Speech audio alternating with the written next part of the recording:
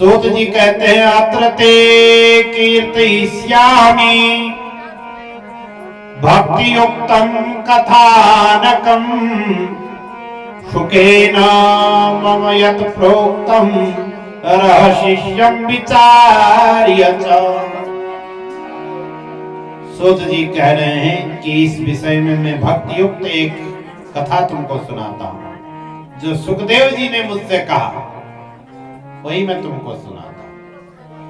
कहते हैं एकदा हि विशालायां चत्वार ऋषयो मलाः सत्संगार्थं समायाता ददिशुस्तत्र नारदम्। कहते हैं कि एक समय की बात है, चारों भाई सनक सनंदन सनातन और सनत कुमार सत्संग के लिए विशालायाम माने बद्रीनाथ गए। और वहां उन्होंने क्या देखा? ददृशुस्तत्र नारदम, उन्होंने वहां नारद जी को देखा। नारद जी को देख करके सनकादि ऋषियों ने नारद जी से कहा, कथम ब्रह्मण दीन मुख कुतश्चिंतातिरो दुरो भवान त्वरितं गम्यते कुत्र कुतश्चागमनं तव। उन्होंने नारद जी से कहा कि हे नारद जी, कथम ब्रह्मन दीन मुख, तुम्हारा मुख इतना दीन क्यों है, इतना मलिन क्यों है, तुम इतने चिंतित क्यों है, क्यों हो? क्योंकि चिंता करने का काम ऋषियों का नहीं है। ऋषि क्या करते हैं? चिंता का नाश करते हैं, चिंता नहीं करते। यदि ऋषि संत महात्मा ही चिंतित होने लग जाएं, दुखी होने लग जाएं, तो संसार में फिर और लोग कैसे सुखी रह सकते हैं? और कहा कि त्वरितम गम्यते, तुम इतनी तेजी से कहां जा रहे हो, कहां से तुम्हारा आगमन हो रहा है, नारद जी बताइए। तो नारद जी ने कहा उनकी बातों को सुन करके, अहम तो पृथ्वी व्यातो ज्ञात्वा सर्वोत्तमामिति। नारद जी ने कहा मैं पृथ्वी को सर्वोत्तम मान करके पृथ्वी पर गया।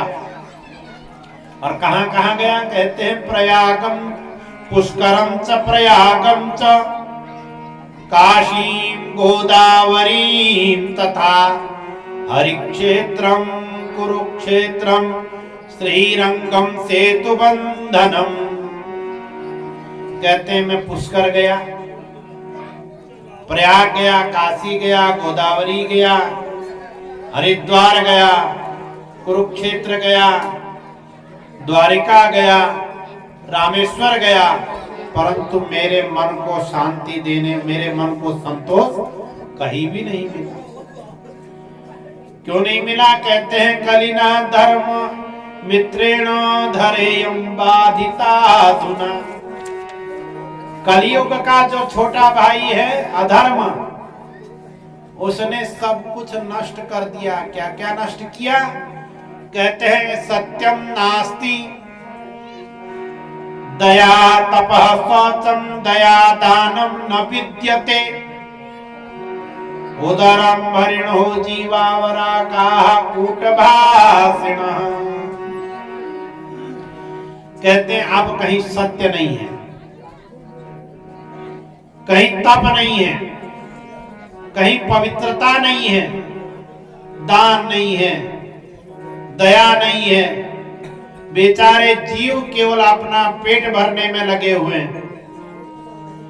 कहते हैं आलसी हो गया है कलयुग का व्यक्ति। कैसा है? आलसी है। और मंद भाग्या युपत्रुता, मंद भाग्य हो गया, अभागा हो गया। कलयुग का प्राणी अभागा क्यों हुआ? कहते हैं आलस्य के कारण। व्यक्ति अभागा कब होता है? जब आलसी होता है।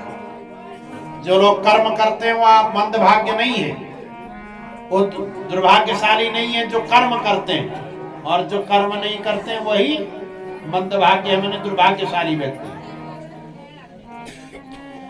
और कहते हैं कलयुग में आश्रमों का भी नाश हो गया है। जितने आश्रम थे वहां यवनों ने, दुष्टों ने अपना कब्जा जमा लिया। तो नारद जी कहते मैं घूमते घूमते वृंदावन गया। कहते हैं मैंने वहां देखा एका तु तरुणी तत्र निषण्णा खिन्न मानसा। वृंदावन में मैंने देखा, कहते हैं एक तरुणी, एक युवती खिन्न मन बैठी हुई। उसके पास में दो पुरुष सोए हुए जो बहुत बूढ़े हैं और बहुत सी सुंदर स्त्रियां उसकी सेवा में लगी हुई हैं, उस युवती की। और नारद जी कहते हैं मैंने उसको दूर से देखा, दृष्टा दूरात गतः, दूर से मैंने उसको देखा। और मुझको देखने के बाद वह कहने लग गई, वह युवती मुझसे कहने लग गई, भो भो साधो क्षणं तिष्ठ मच्चिन्तामपि नाशय दर्शनं तव लोकस्य सर्वथा गहरं परम। तो उसने कहा कि हे साधु थोड़ी देर रुकिए, मेरी चिंता का नाश करिए। और कहती है कि संसार में जो संतों का दर्शन है वो पापों का नाश करने वाला है। तो नारद जी ने पूछा, देवी तुम कौन हो, कहां से आई हो, और ये दो सोए हुए तुम्हारे पास में ये वृद्ध पुरुष कौन है? तो नारद जी की बात को सुनकर के वह युवती कह रही है नारद जी से, अहम भक्तिरिति ख्याता इमौ मे तनयो मतौ ज्ञान वैराग्य नामानहु काल योगेन जर्जरौ। उसने कहा देखो अहम भक्ति, वह युवती बोल रही है कि मैं भक्ति हूं। और ये जो दो सोए हुए पुरुष है ना, ये दोनों मेरे बेटे हैं, ज्ञान और वैराग्य। ये दोनों सोए हुए, क्यों सोए हुए? काल योगे न जर्जरो, काल के कारण, कलयुग के कारण ये दोनों बूढ़े हो गए। और ये जो युवतियां हैं, ये गंगा इत्यादि नदियां हैं, ये मेरी सेवा कर रही हैं।